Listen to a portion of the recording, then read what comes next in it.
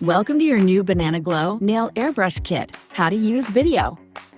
Let's get you set up for perfect nail art. First, we'll unbox and correctly assemble the system.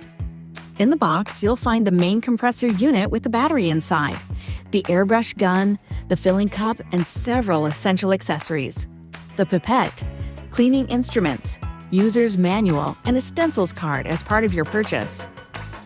Before use, please make sure to remove any existing plastic protectors from the units. The first crucial step is to properly assemble the system. Take the airbrush gun and gently screw it onto the top of the compressor unit.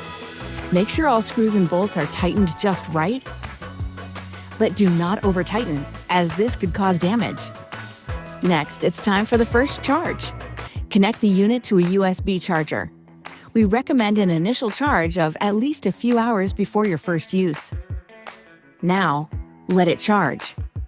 The charging light indicator will turn green once the battery is fully charged, confirming you are ready to start. Finally, gently screw the paint cup onto the top of the airbrush gun. After the initial charge, you are ready to give it a try.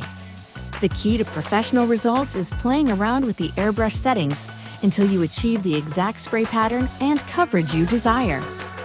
Start with the paint at its thinnest and gradually make it thicker. Take small controlled steps until the flow is just right. Experiment with the distance between the airbrush and the surface you are working on, be it a nail, a practice tip, or another substrate. And pressure. Use the pressure button on the compressor unit to adjust the air output. Higher pressure gives a wider, more dispersed spray with a more grainy final result, while lower pressure provides more concentrated coverage. Narrower brush, easier to control for finer, wetter applications, and can create a more glossy result. Here is a common mistake others make: pouring undiluted paint directly into the cup.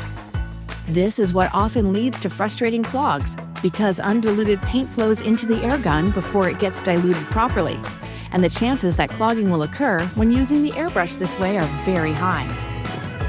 To prevent clogging, you must dilute your paint. Pour some nail paint into a small external transparent cup. Using the pipette included in your kit, add a little bit of water, acetone, or the manufacturer's recommended thinner for the paint you are using, and mix it well until the liquid achieves a consistent, unified texture. Only once this thoroughly mixed, diluted paint is ready, should you pour this liquid into the airbrush cup. This simple step ensures smooth operation and prevents undiluted paint from clogging your air gun. If you do encounter a clog, we will show you how to quickly and safely disassemble and clean your airbrush gun. First, unscrew the main back unit of the airbrush. Next, carefully unscrew the internal bolt. Be extremely gentle as you remove the needle. It is crucial to perform this step with your airbrush unit resting steadily on a table. Do not hold or move the airbrush unnecessarily during this stage, as the internal components, particularly the airgun trigger, might be dislocated out of its place. Clean the needle gently with a disposable paper towel. Carefully insert the needle back into the airbrush, ensuring you do not damage the very important tip. Remember to screw the internal bolt back in properly. Next, place the colored casing back and screw the main back unit into place, restoring your airbrush to its original state. For deeper cleaning, remove the upper paint cup to expose the inner side of the airgun.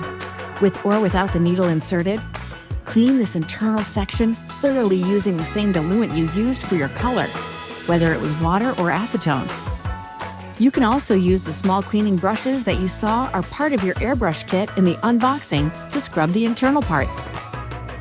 Here's a quick tip for clearing clogs. Block the front opening of your airbrush with your finger.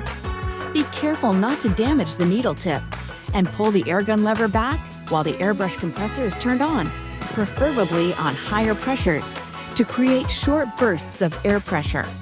This reversed airflow can sometimes dislodge small existing clogs,